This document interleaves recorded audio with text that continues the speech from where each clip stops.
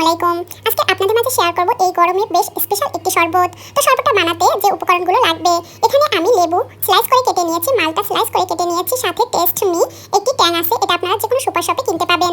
তো আমি এখানে একটি গ্লাস নিয়ে নিয়েছি, নিয়ে এখন আমি যেগুলা কেটে নিয়েছি স্লাইস করে খুব সুন্দরভাবে সেগুলো আমি গ্লাসের ভিতরে দিয়ে দিব। তো আমি এখানে টেস্ট মিটা আগে দিয়ে দিয়েছি, তারপরে আমি এক এক করে মালটাটা দিয়ে দিব। মালটাটা এইভাবে আপনি গ্লাসের ভিতরে দিয়ে দিবেন, দিয়ে আপনি লেবুটা দিয়ে দিবেন। আপনি এই গরমে এই শরবতটা বেস্ট মজার এবং আপনার পরান ঠান্ডা করার মতো। আর এখানে আমি একটা 7 আপ নিয়েছি, আপনারা এখানে বিভিন্ন ধরনের 7 আপ বা যে কোনো স্প্রাইট যা কিছু হোক না কেন নিয়ে নিতে পারেন, নিয়ে তৈরি করে নিতে পারেন। তো আমি এখন খুব সুন্দরভাবে এটাকে একসাথে মিক্স করে নিব। মিক্স করে কি বলবো, মিক্স করে খেতে যে কি পরিমাণ মজা, বিশেষ করে আমার বাচ্চা খুব পছন্দ করে।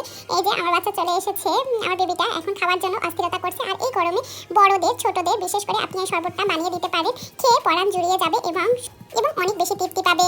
মুরব্বিদেরও করে দিতে পারবেন। এই